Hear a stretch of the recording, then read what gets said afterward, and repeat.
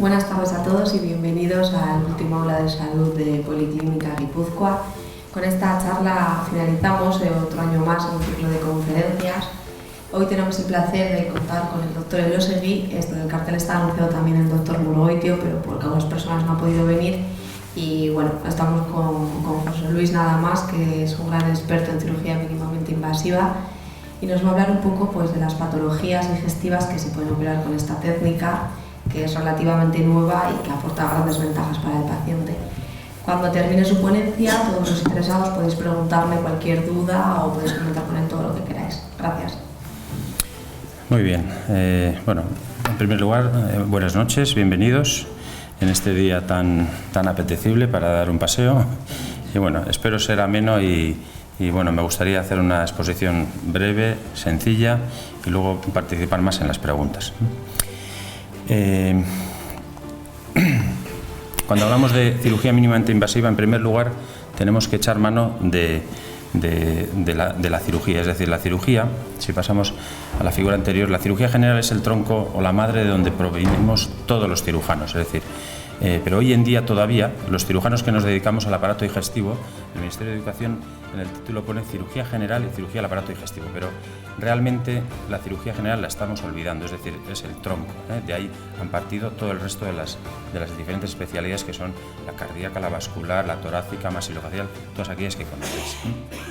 Entonces, nosotros los cirujanos de aparato digestivo fundamentalmente nos vamos a dedicar pues eso, al aparato digestivo que empieza desde la boca, bueno, la boca y la faringe estarán dedicados los maxilofaciales y los otorrinos, y a partir de ahí, desde el esófago hasta la parte final, que sería el ano y la zona perianal, pues nos vamos a dedicar los cirujanos de aparato digestivo. Luego a esto le añadiremos los órganos que están adscritos al sistema digestivo, el hígado, la vesícula, el páncreas, etc. También dentro de la cirugía general ha quedado, o de la cirugía digestiva, la cirugía dedicada a la cirugía bariátrica. ¿Por qué? Pues porque se incide sobre todo sobre el estómago y el intestino.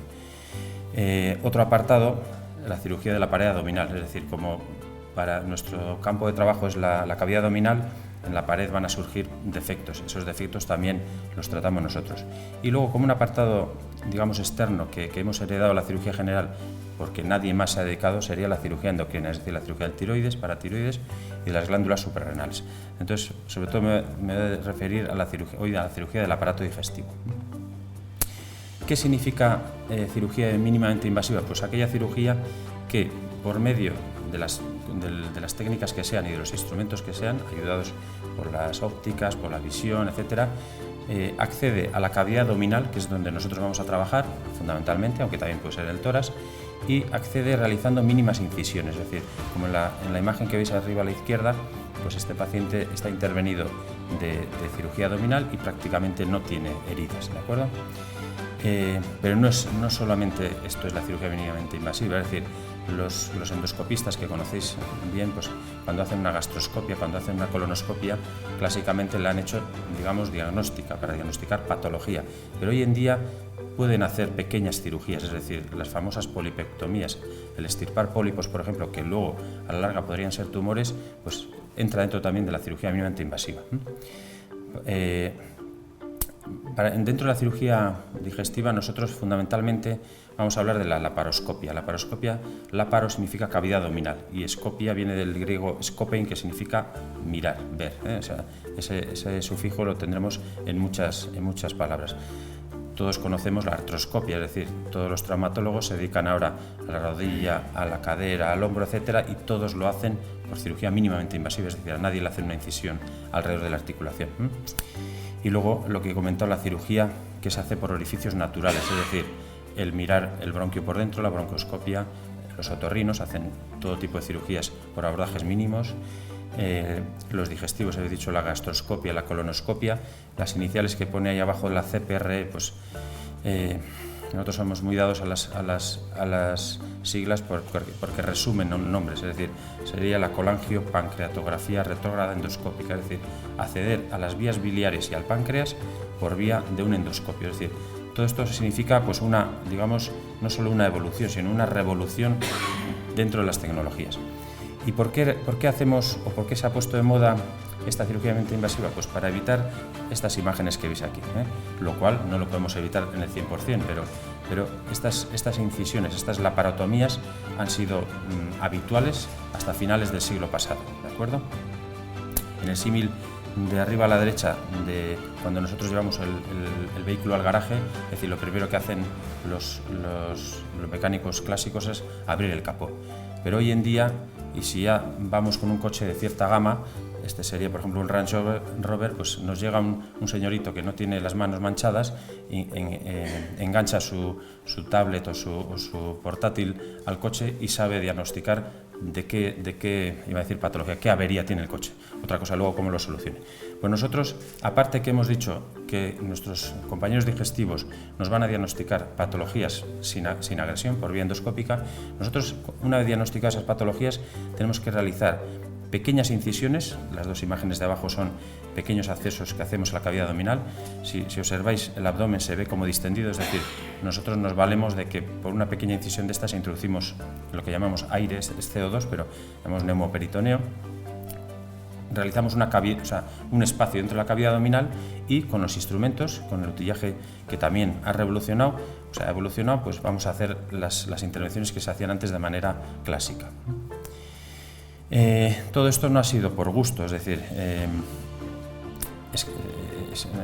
no hace falta explicar que el que realicemos mínimas incisiones para el paciente siempre va a suponer menos agresión.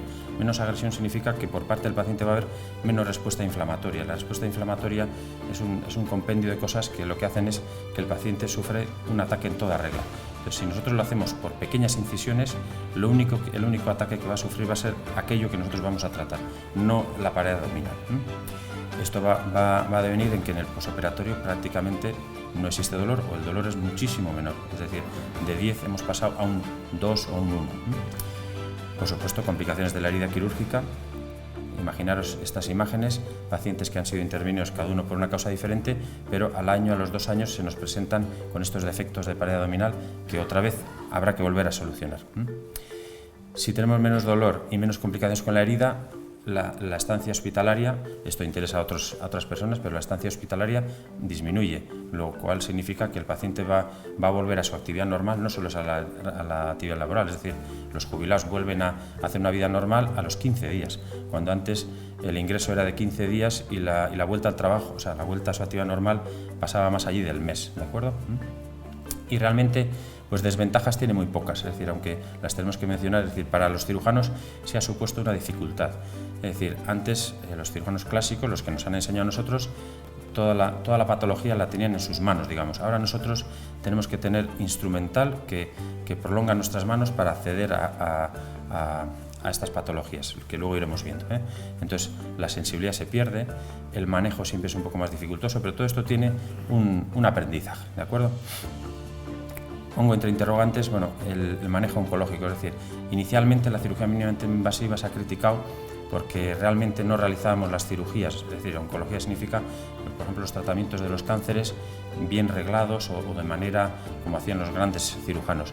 Hoy en día se ha visto que los resultados no es que sean iguales, sino son mejores y que la visión, todo eso nos viene dado por la tecnología, pues es mejor que incluso cuando abrimos el abdomen, ¿de acuerdo? Y los mayores costes, pues por supuesto, la tecnología es siempre igual a coste, pero claro, esos mayores costes sanitarios.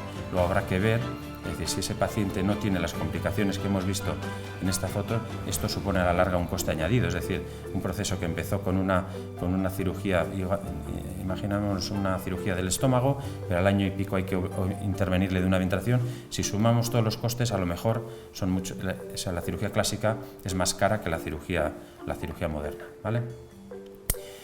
Pero nosotros no hemos inventado la cirugía mínimamente invasiva, es decir, aquí abajo veis este ginecólogo alemán, ya en el año 29 del siglo pasado, quiso hacer algún artilugio para mirar dentro del abdomen, dentro de la tripa de las mujeres jóvenes. ¿Por qué? Pues porque acudían a su consulta con dolores abdominales y que nadie le explicaba, pero para que veáis, en 1929. El primero que extirpó un apéndice por laparoscopia fue otro ginecólogo alemán, el que ves en medio Kurt Sen, y fue en el año 81. Y el primero que quitó, estoy hablando en Europa, el primero que hizo una colecistectomía, quitó una vesícula por cirugía mínimamente invasiva, fue este señor, el doctor Muret, francés, el año 1987. Y a partir de ahí, del 87 al 2000, ya casi todos los procedimientos del aparato digestivo se pueden hacer por cirugía mínimamente invasiva, con mayor o menor éxito, pero se pueden hacer. Luego, a partir de ahí, ya vemos aquí un montón de siglas que vienen a ser pues, añadidos a esa cirugía mínimamente invasiva, pero son evolución de las cirugías que veremos ahora. Por supuesto, para esto pues, ha tenido que evolucionar todo, empezando primero por las salas de quirófano. He puesto unas fotos un poco de extremo, pero las salas de antaño eran salas con grandes lámparas, con luminosidad, y hoy en día las lámparas quizás es lo que menos se ve. Lo que necesitamos son monitores, porque la visión va a venir por imagen de televisión, de pantalla. Por supuesto, todo el utillaje, todo el instrumental quirúrgico clásico que sigue estando ahí y que seguimos utilizando. Aparte de él necesitamos otros instrumentos. Al final vienen a ser, es decir, toda esta serie de pinzas o cabezales de pinzas unidos a un mango más o menos largo y luego pues, el asa por donde nosotros los manejamos, ¿de acuerdo? Lo que vemos en medio son los famosos trócares, que son aquellos con los que nosotros atravesamos la pared abdominal. La mayoría suelen ser de 5 milímetros de grosor o de 10 milímetros de grosor. Y luego una serie de utillajes que nosotros en nuestro argot llamamos pistolas, pero no son más que máquinas que suturan, que coagulan, que sellan vasos, etc.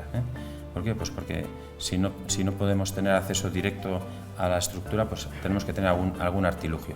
Esto sería una imagen de un quirófano clásico de hace 10-15 años, pero que todavía hoy en día se puede ver, es decir, porque aquí vemos grandes lámparas clásicas, pero aquí ya empiezan a verse monitores, es decir, aquí ya hay una torre de laparoscopia y vemos pues, los cirujanos metidos en su intervención, con el instrumentista, con dos instrumentistas y toda una caja de material, frente a lo que hoy en día el quirófano, incluso aquí hay mucha luz, los quirófanos van prácticamente sin luz y lo que nosotros vemos siempre viene visto como si fuera una pantalla de televisión. Es decir, aquí está el paciente, veis con el abdomen lleno de aire, lo cual nos permite a nosotros trabajar, y dentro se ve la imagen del hígado. Supongo que aquí están trabajando sobre la vesícula. Y las mesas de instrumental pues tienen cuatro instrumentos. En teoría es mucho más sencillo. Además, si os habéis fijado en aunque sea gracioso, este señor de aquí arriba es el anestesista, que generalmente está en la cabecera, tiene sus monitores para ver cómo está el paciente mientras la anestesia, pero también la mayoría de las veces pues, se encuentran o leyendo las revistas de anestesia o leyendo o revisando su ciencia. ¿Por qué? Porque no siguen la intervención. En la cirugía clásica, simplemente cuando el cirujano les decía, bueno, vamos a hacer esto, vamos a hacer aquello, es cuando se enteraban. En cambio, hoy en día, el anestesista puede, en esta pantalla que está en la pared, puede seguir perfectamente la intervención. Aquí no aparece, estará por aquí el anestesista, pero él puede seguir perfectamente la intervención. Si quedan 20 minutos, queda media hora, puede ir calculando perfectamente. O sea que sería otra ventaja. Esta sería una imagen real. Aquí ya esto es la cirugía mínimamente invasiva, pero aplicando el robot, el Da Vinci. El cirujano dirige desde la consola los brazos articulados que están introduciendo las pinzas en el abdomen del paciente. Veis que siempre es a oscuras. ¿Por qué? Porque la imagen en este caso es en la consola o en los monitores. Y la diferencia entre ver una clásica laparotomía, es decir, laparocavidad abdominal, tomía, cortar, abrir, y vemos el útero, aquí el colon, o introducir 4 trócares, este es de 10 milímetros, 10 milímetros, 5 milímetros, 5 milímetros, y a través de él en una pantalla ver lo que tenemos delante y actuar, ¿de acuerdo? Uno dice, ¿la cirugía mínimamente invasiva es lo último? No, la cirugía mínimamente invasiva ya, digamos, por supuesto, se está instalando. Hemos dicho que a final del siglo pasado ya realizamos todas las intervenciones del aparato digestivo prácticamente por laparoscopia. Podíamos realizar, pero a partir de ahí podemos seguir con la colaboración con lo que hemos dicho con la cirugía endoluminal. Endoluminal sería trabajar a través de orificios naturales, es decir, yo a través del ano introducir un instrumento y poder resecar una lesión en el recto, por ejemplo, o el endoscopista poder resecar una lesión que está a 20 centímetros, es decir, evitar que nosotros tengamos que hacer una resección, o sea, extirpar un fragmento de intestino, trabajando ellos por vía endoluminal. Esto sería el avance siguiente de la cirugía mínimamente invasiva. Y como no, aunque esto ya es futurista, ¿por qué no podemos operar ahora que ya han estrenado la película Marte, Matt Damon, que se quedó en Marte perdido, ¿por qué no podríamos operarle desde la Tierra? Pues también, ¿eh? Es decir, el robot Da Vinci, esta consola se puede colocar en la sala de al lado y por la conexión que sea, se puede ordenar la intervención desde una sala de al lado, lo cual se puede comunicar a donde se quiera, ¿de acuerdo? Pero eso ya es futurista, ¿eh? Bueno, aquí os he querido poner una foto aérea de la Policlínica Guipúzcoa el año 2000, ¿veis? Esa imagen de trípode que tenía, y el año 2015 lo que se ha añadido, es decir, todo este medio círculo que veis aquí sería todo el bloque quirúrgico, con todos los quirófanos de este estilo que os he mostrado, y el resto sería pues el bloque de UBI, etcétera, otra serie de áreas que se va ampliando. Es decir, la Policlínica Guipúzcoa ha realizado, digamos, su trabajo de invertir en todas estas tecnologías. Y nosotros lo mismo, somos un equipo de 3 cirujanos, y que desde que vinimos a la Policlínica Guipúzcoa hace 4 años, pues hemos implementado estas técnicas en todo aquello en lo que nosotros hemos podido hacerlo, ¿vale? Dentro del aparato digestivo, ¿qué áreas podríamos trabajar? Pues aquí he puesto todas las áreas en las que podríamos trabajar. Ahora a continuación os enseñaré en imágenes 6 diferentes intervenciones, ¿vale? No todas van, es decir, por ejemplo, la cirugía del hígado por la laparoscopia es mucho más compleja, se realiza, pero cuando son actos sencillos, ¿eh? La cirugía del páncreas es lo mismo, es muy compleja, ¿eh? Pero el resto, por ejemplo, están muy implementados, ¿eh? O sea, que están muy desarrollados.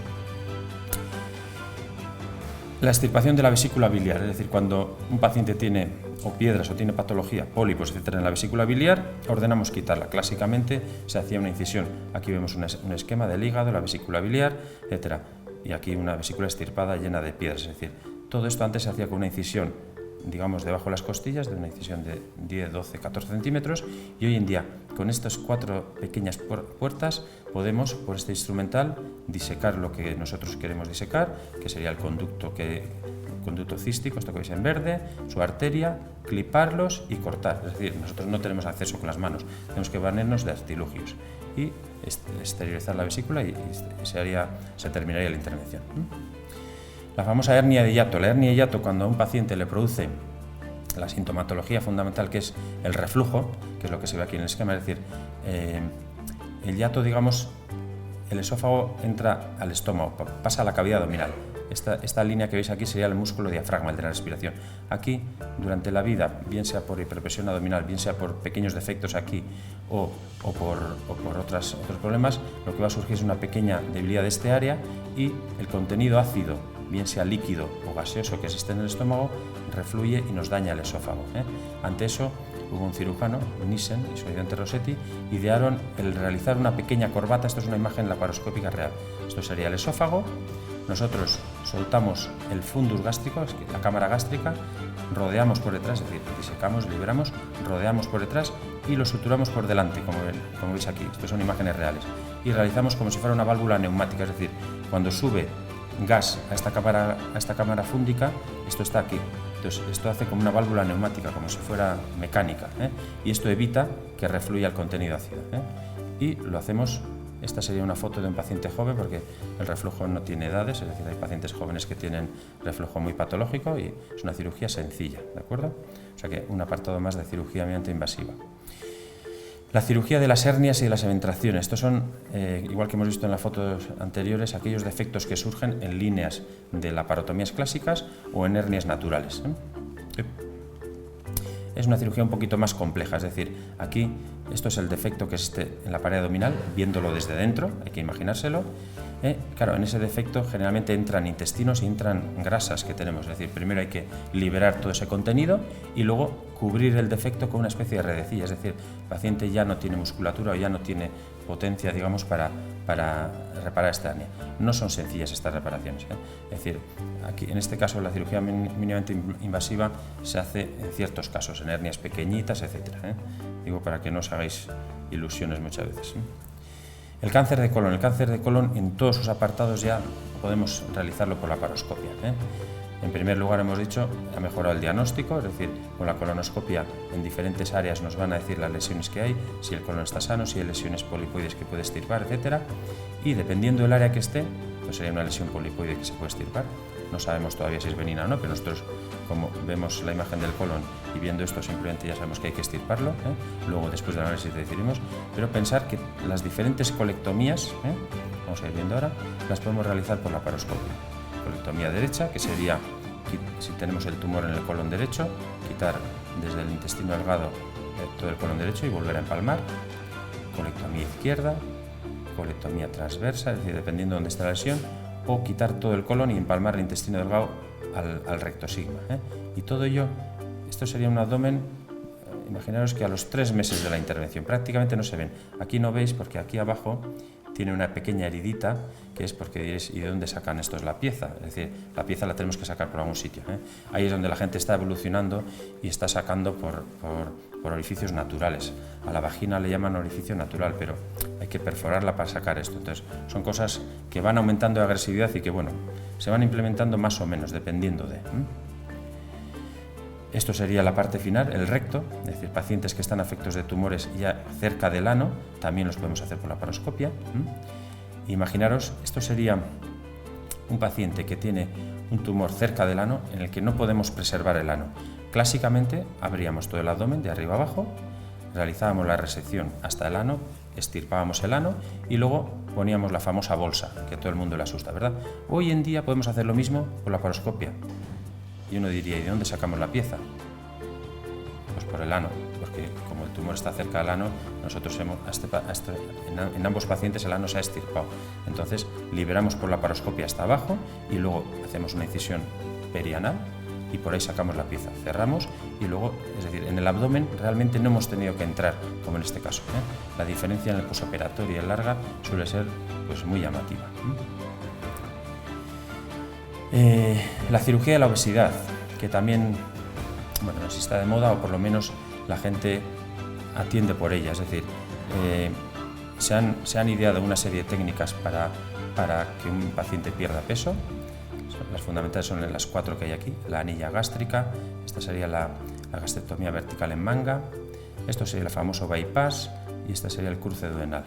Todos ellos lo que inciden es en disminuir la capacidad del estómago y ello solo, o combinarlo con pequeños bypasses para que el alimento vaya a porciones más distales del intestino, para que de esa forma no se absorban.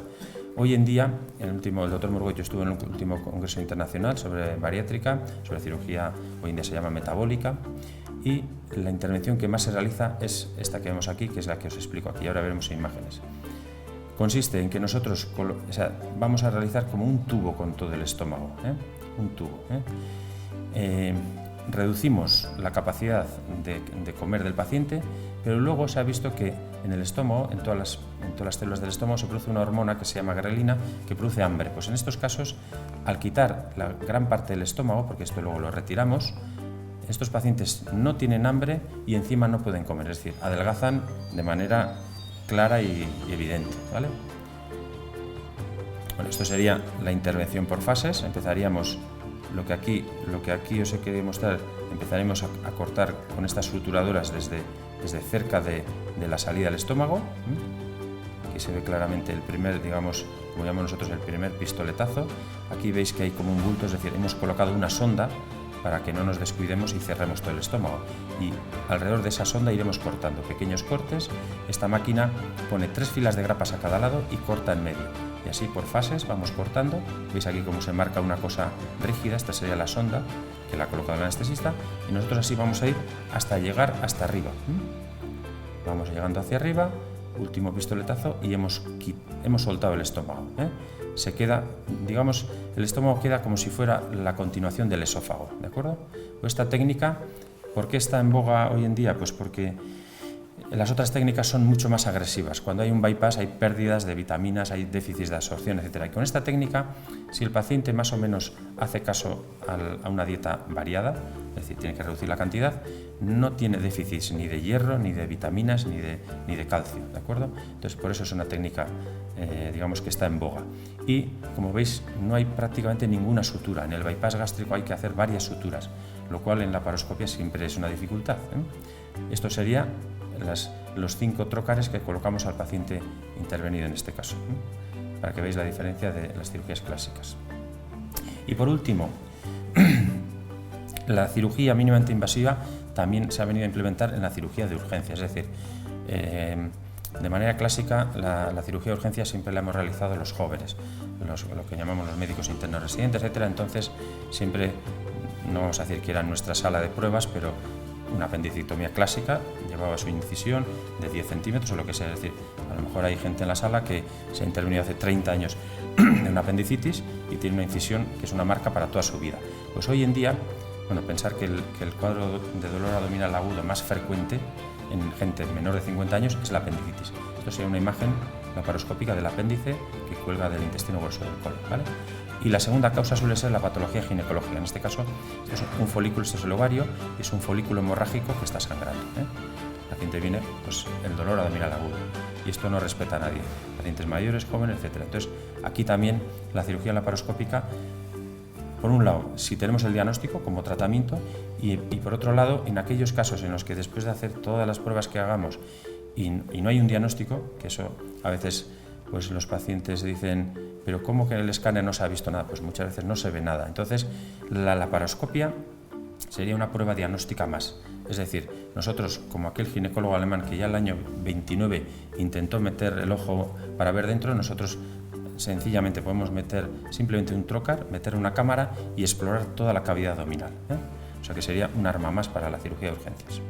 Aquí dos imágenes de apendicitis, una apendicitis flemonosa purulenta, aquí ya un apéndice gangrenado, veis, está necrosada la punta, es decir, este paciente habrá estado 24 o 36 horas en domicilio, y todo ello que podemos hacer con 3 pequeñas incisiones, es decir, seccionar su mesenterio, poner un lazo en la base, otro lazo y cortar en medio, ¿de acuerdo?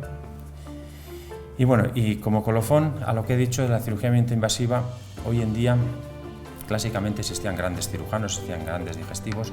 Hoy en día hay que luchar por las unidades en las que se agrupan diferentes disciplinas. Aquí tenemos a Aide Sánchez, que es nuestra especialista en dietética y nutrición, que es, por ejemplo, la que atiende tanto antes como después de intervenir a todos los pacientes de cirugía de obesidad mórbida, cirugía bariátrica, ¿eh?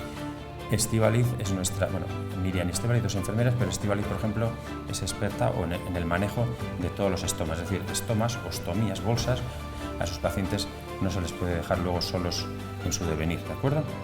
Y luego estamos los 3, el doctor Enrique Navascués, el doctor Murgoitio, yo y luego el doctor Arenas en digestivo. ¿Por qué? Porque hoy en día al paciente hay que darle, digamos, un punto de referencia, es decir, todo el mundo dice, tengo dolor abdominal, tengo acidez, es decir, una unidad en la que, por un lado, un digestivo experto con poca agresividad pueda llegar a un diagnóstico, y luego cirujanos que por estas técnicas mínimamente invasivas sean capaces de solucionar patologías, como os he dicho, básicas y habituales. Y nada más. Muchas gracias por todo.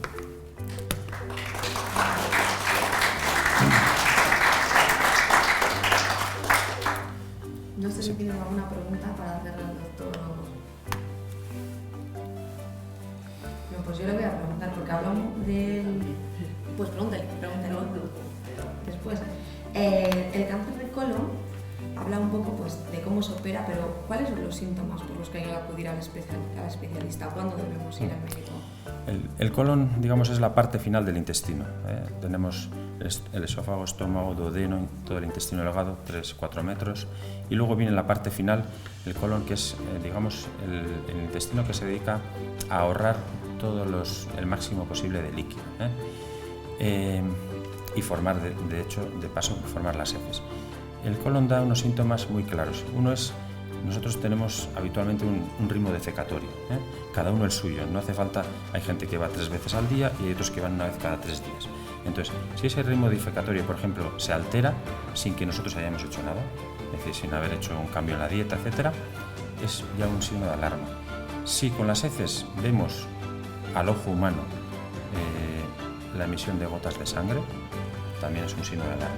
Y si luego ya tenemos dolores abdominales que se mantienen, porque si tenemos una lesión en un punto del colon, siempre vamos a tener dolor abdominal en ese punto, pues serían 3 signos de alarma incipientes, ¿de acuerdo? Si ya el tumor está avanzado, ya hay otros signos de alarma que ya son llamativos al ojo también. Pregunte. No me he visto, no he tenido cirugía ni nada.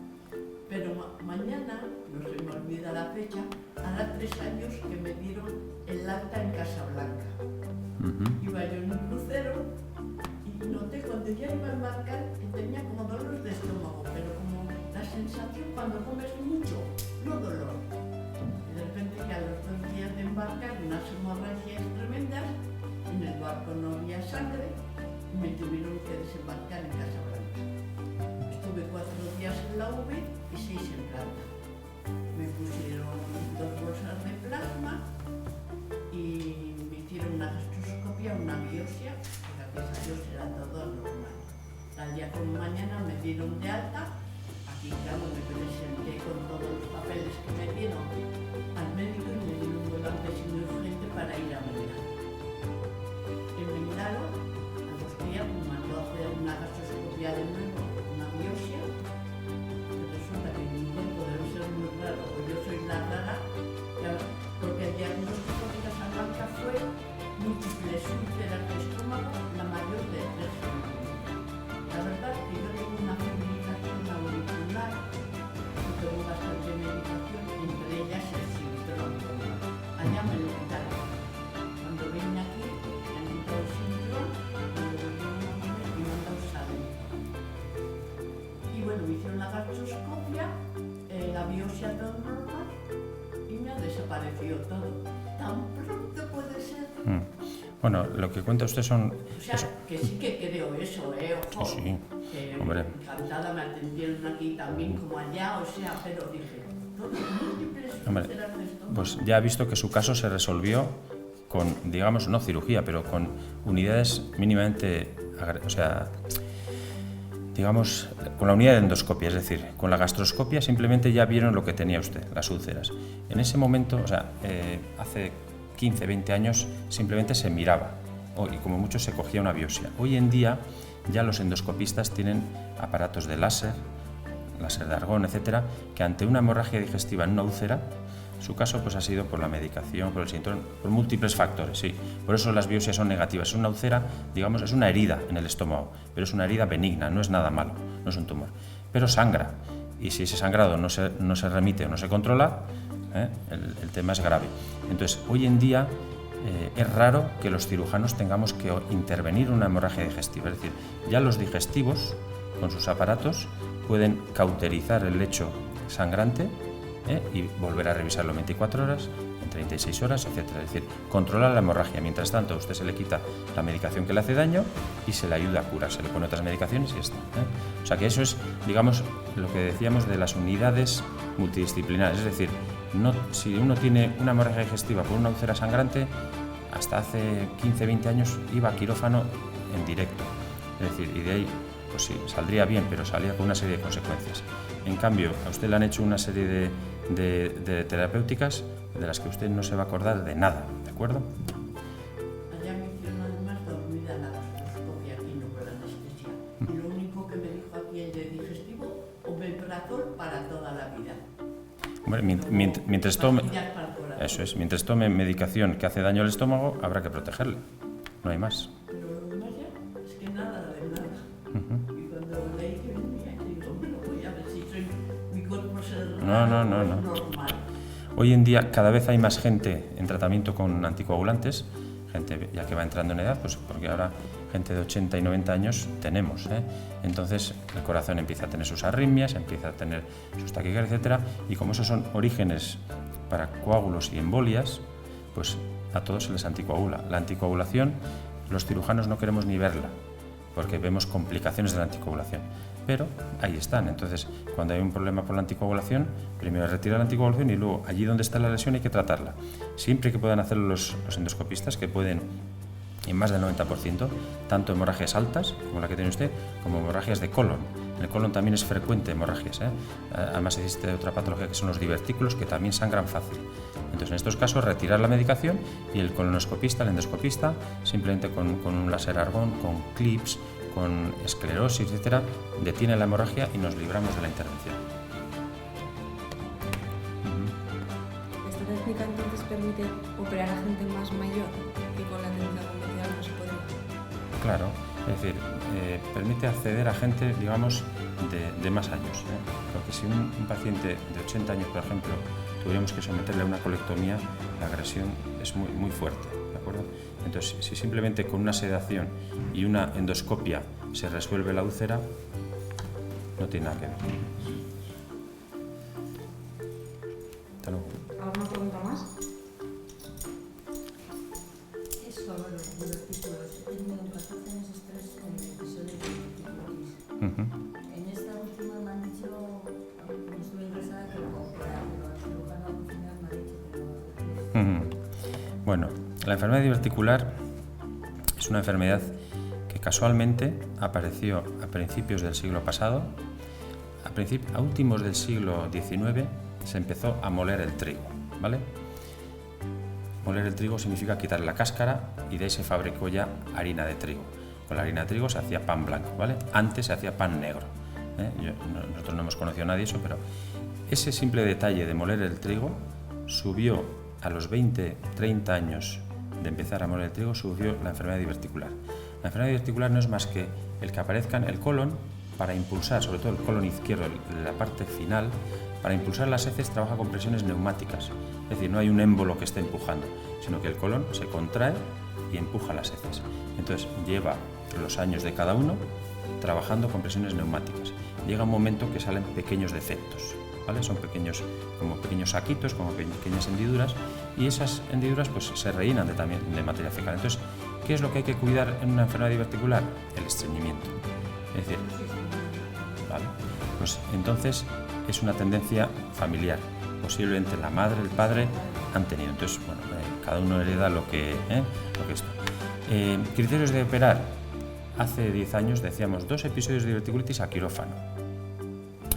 Hoy en día, bueno, y luego gente que tiene factores de riesgo, el que, por ejemplo, toma medicación para un trasplante, gente que toma medicación que baja las defensas, inmunosupresores, los que tienen una artritis reumatoide, etc. Gente que tiene factores de riesgo que bajan sus defensas, sí se indica intervenir. ¿Por qué? Porque una diverticulitis puede perforarse, puede complicarse y convertirse en una peritonitis, ¿de acuerdo?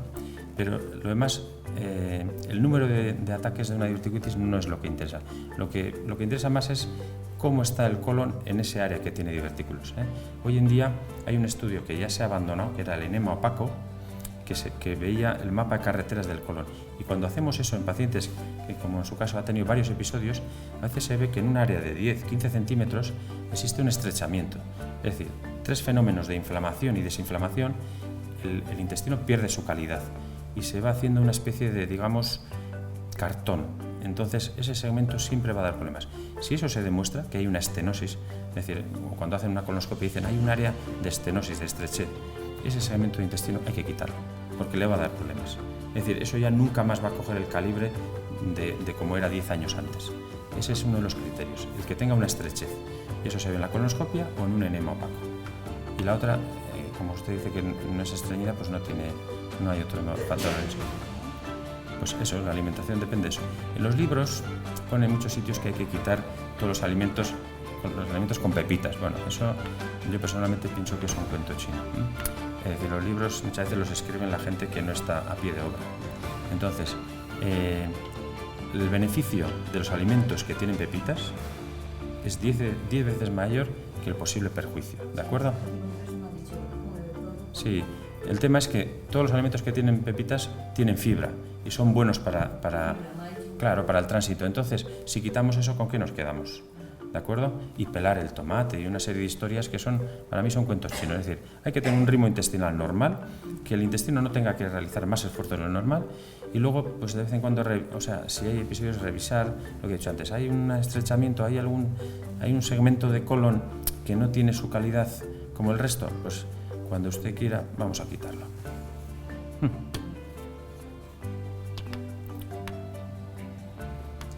Quería preguntar sobre la hernia de hiato. ¿Es hereditaria? No. ¿Los síntomas son solo No. o hay más síntomas? Ay. ¿Cuándo se opera? Es decir, ¿se opera controlada con medicación? ¿Cuándo llega? Mira, se opera cuando es muy sintomática. Es decir, nosotros en personas mayores, por ejemplo, suele ser hallazgo casual existir hernias de hiato. Es decir, entre el abdomen y el tórax hay cambios de presiones. El tórax siempre hace presiones negativas, por eso se producen las hernias. Y luego el abdomen produce presión positiva y por eso el estómago se hernia hacia el tórax, ¿vale? pero eso no significa que sea sintomático. Como habéis visto ahí, la cámara de los gases en el estómago está justo al lado de la hernia. Entonces, síntomas que no son reflujo también. Por ejemplo, atrapamientos gaseosos, gente que cuando traga algo se queda con una especie de cosa rara que como si no le pasara, y además dicen, se me ha quedado aquí el alimento. Pues son fenómenos que hace esa pequeña hernia, si se llena de gas, comprime el esófago, entonces produce dificultad al paso, pero eso no son síntomas graves. El síntoma que indica siempre grave es el de la acidez que sube, no la boca al estómago, sino hasta el cuello. Y eso cuando uno hace una endoscopia ya empiezan a hablar de inflamación, es decir, en el estómago tenemos sobre todo ácido clorhídrico y luego esas enzimas, pepsina, etc. Esas sustancias en el esófago lo acaban quemando. Es decir, el esófago de primeras se defiende porque barre para abajo, pero llega un momento, si uno lleva 10 años de síntomas de acidez, llega un momento que el esófago, cuando se hace una endoscopia, dice, tiene un cambio en la coloración, tiene unas pequeñas heriditas, entonces esofagitis grado 1, grado 2, etc. Y esto, dejado a su ser, a la larga puede evolucionar a hacerse maligno, ¿de acuerdo? Una inflamación crónica siempre puede dar lugar que en ese área una célula natural pierda su control y se vuelva maligna, ¿de acuerdo? O sea que, ¿cuándo se opera? Cuando es sintomática. Yo pongo el ejemplo de que en Bélgica, por ejemplo, claro, cuando uno tiene una hernia de hiato poco sintomática, de entrada se pone omeprazol. Entonces con eso, omeprazol o cualquier primo pariente del omeprazol, entonces con eso disminuye la acidez y la gente anda bien. Pero por ejemplo en Bélgica el sistema público de salud sufraga el omeprazol durante 6 meses. A partir de ahí al paciente le da a elegir, o lo paga a su bolsillo o se opera. ¿Por qué? Porque claro, la hernia de hiato, la intervención con la laparoscopia es sencilla. Hoy en día, entre comillas, es sencilla. Es decir, es una intervención de menos de 1 hora y media y muy resolutiva, ¿de acuerdo? Y se quita uno de los omeprazoles y se quita todo, ¿vale?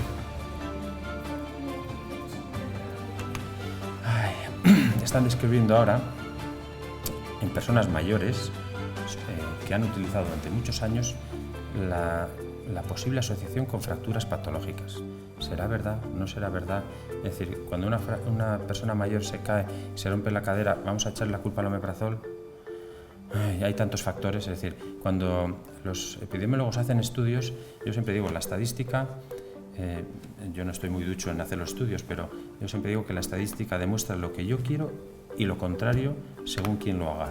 ¿De acuerdo? Es decir, si tú tomas los elementos mal tomados, te pueden engañar con la estadística, pero decir que el omeprazol ha venido a curar la úlcera al 90% y ya desapareció y no oiréis a nadie que le han operado por una úlcera. Cuando hace 15, 20 años, cuando yo me estaba formando, había intervenciones programadas de úlcera. Hoy en día no hay intervenciones de úlcera. ¿Quién ha curado? El omeprazol. ¿De acuerdo? ¿No hay un abuso del omeprazol hoy en día?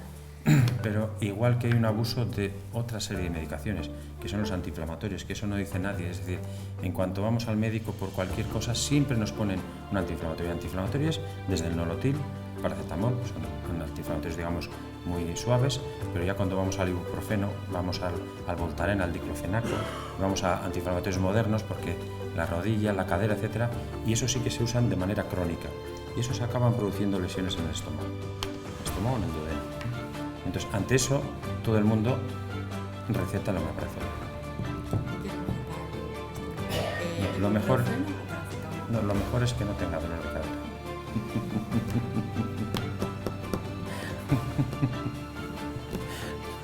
Pero queremos vivir muchos años y ese es el tema. Y bien, claro, con calidad, ese es el tema. Porque cuando uno acude con un dolor de cadera al traumatólogo y el traumatólogo ve opciones con una intervención que ya no es mínimamente invasiva, sino que es agresiva, generalmente suele ser poner una prótesis, va a solucionar el tema, se soluciona. Pero si eso ocurre con 86 años, es decir, esa cadera se va a poder mover, es decir, existen, entonces a esas edades, pues generalmente los pacientes están con analgésicos, con antiinflamatorios, entonces o va el omeprazol o acabamos con complicaciones siempre. El omeprazol prácticamente disminuye a cero, no, pero prácticamente a cero la producción de ácido clorhídrico. Inhibe una bomba de protones que se llama en las células que era la que hacía que se segregara que el hidrógeno pasara de un lado al otro, no me acuerdo eso, pero simplemente disminuye la producción de ácido clorhídrico prácticamente a cero. Entonces, en el estómago, uno dirá, pero ¿cómo? Entonces, ¿qué hace con el antiinflamatorio? Bueno, el estómago, digamos, tiene dentro, o sea, el estómago tiene unas paredes gruesas y aparte tiene una mucosa, una capa de moco muy potente. Los antiinflamatorios lo que van haciendo es dañando esta capa de moco. Es decir, cuando dañan la capa de moco, luego es el ácido propio del estómago el que al final acaba haciendo la úlcera. Entonces, si quitamos la úlcera, aunque desaparezca la capa de moco, no hay daño en el estómago y en el duodeno, ¿no? Entonces, inhibe la secreción de ácido clorhídrico. El ácido clorhídrico es necesario en el estómago, es decir, es nuestra puerta, es nuestra vigilancia frente a todas las infecciones que entrarían vía digestiva. Cuando dicen que las hienas se comen cualquier cosa y que no tienen ninguna infección, es porque tienen unos jugos gástricos muy potentes. Es decir, nuestra puerta de entrada de las infecciones digestivas es por el estómago. El ácido clorhídrico es el que intenta anular todos los gérmenes que metemos nosotros con la dieta, ¿vale? Las consecuencias de quitar el ácido clorhídrico.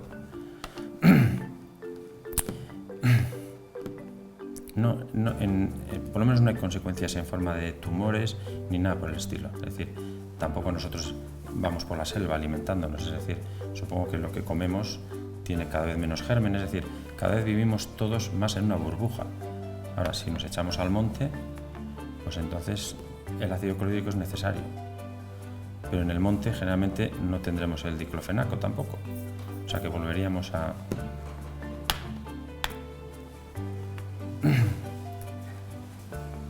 ¿Alguna pregunta más?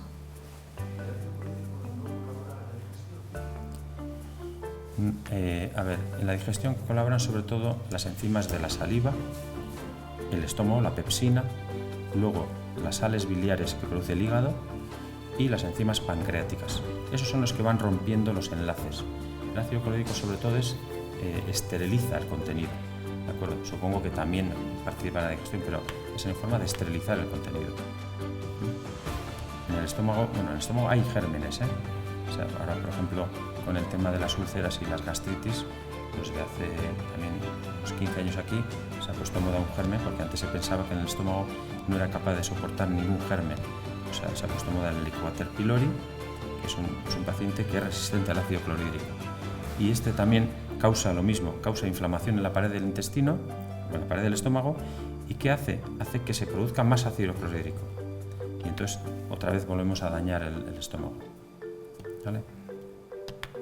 ¿Por qué causa tanta mortalidad del cáncer?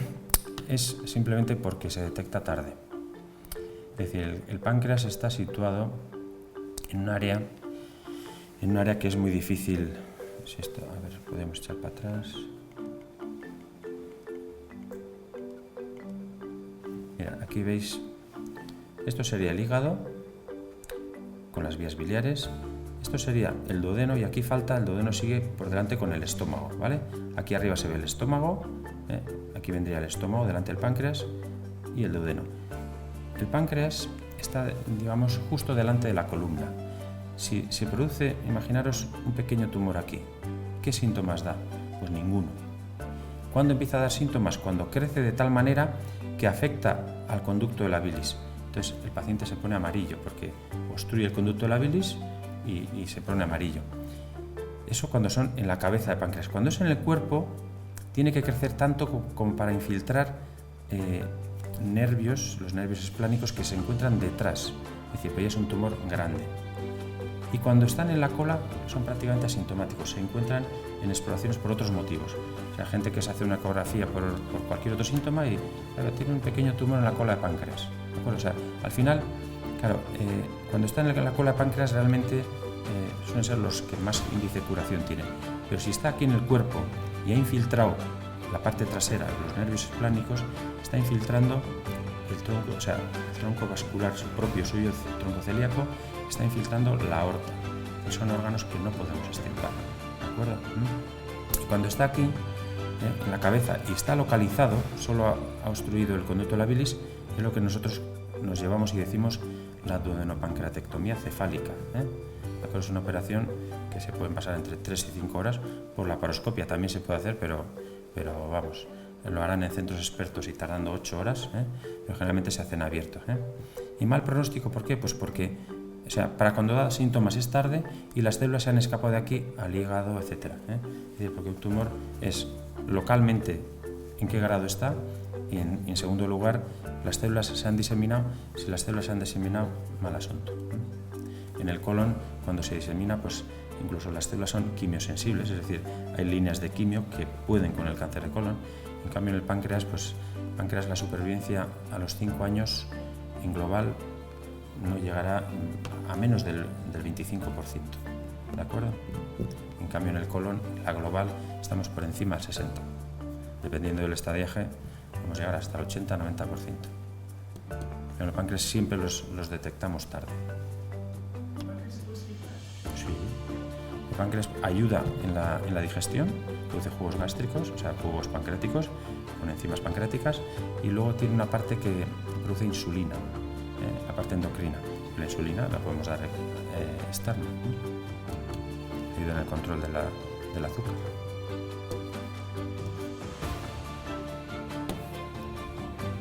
¿Algo más?